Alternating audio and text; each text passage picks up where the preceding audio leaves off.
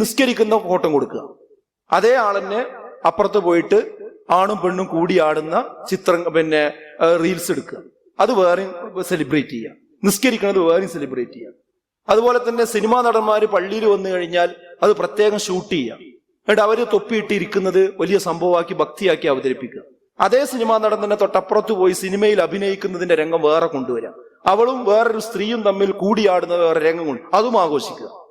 അപ്പൊ ഇത് രണ്ടും മോരും മുതലയും വെച്ച പോലെ ഒന്നിച്ചാഘോഷിച്ചു പോകുന്ന ഒരവസ്ഥ ഇത് ഒരുപാട് നമുക്ക് കാണാൻ പറ്റും. അതുപോലെ തന്നെ അല്പവസ്ത്രം ധരിച്ചുകൊണ്ട് കളിക്കളത്തിൽ മിന്നിമറയുന്ന മുസ്ലിം നാമധാരികളായ സ്ത്രീകളെ വലിയ രീതിയിൽ ആഘോഷിക്കും. അതേ സ്ത്രീ തന്നെ പർദ്ദയിട്ട് പള്ളിയിൽ പോയി നിസ്കരിക്കുന്ന ചിത്രം വേറെയും ആഘോഷിക്കും. അതായത് ആകെ കൺഫ്യൂഷൻ ആക്കിയിട്ട് ദീൻ ഏതാ ദീൻ അല്ലാത്തത് ഏതാ എന്ന് മനസ്സിലാകാത്തൊരവസ്ഥ. എന്നിട്ട് ഇങ്ങനത്തെ ഒരു ഫ്രെയിം മുസ്ലിങ്ങൾക്കിടയിൽ കൊണ്ടുവരിക. എന്നിട്ട് അതിനൊരു പേരുണ്ട്. എന്താ പേര്? അത് നല്ല മുസ്ലിമാണ്. പിന്നെ ആരാ ചീത്ത മുസ്ലിം? ചീത്ത മുസ്ലിം ആരാന്ന് വെച്ചാൽ ഖുർആനിലും സുന്നത്തിലും ഉള്ളതുപോലെ ജീവിക്കുന്നവരാരാണോ 5 വക്ത് പള്ളിയിൽ പോവുക, അതേപോലെ അതിന്റെ ശരിയായ വേഷങ്ങൾ ധരിക്കുക, ഞാൻ ഇസ്ലാമികമായ കാര്യങ്ങൾ ചെയ്യുള്ളൂ, അന്യപുരുഷന്മാരും സ്ത്രീകളും പരസ്പരം ഇടപഴകുക എന്നുള്ളത് ഞാനും വിവാഹത്തിലൂടെയല്ലാതെ ചെയ്യൂല, എനിക്കതിന് നിബന്ധനകളുണ്ട്.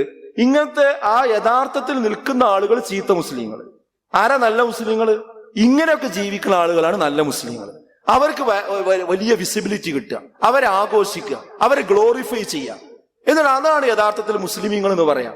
അങ്ങനെ ജീവിക്കാത്തവരൊക്കെ പിന്നെ ഭീകരവാദികളും തീവ്രവാദികളും അവരനുഷ്ഠാന തീവ്രതയുള്ള ആളുകളും അവൻ കുറച്ചേറെയാണ്, അവന് കുറച്ച് കൂടുതലാണ്, അവൾക്ക് കുറച്ചേറെയാണ് എന്ന് പറയുന്ന ഒരു രീതിയിലേക്ക് 2 ബൈനറികളാക്കി മാറ്റിയെടുക്കുക.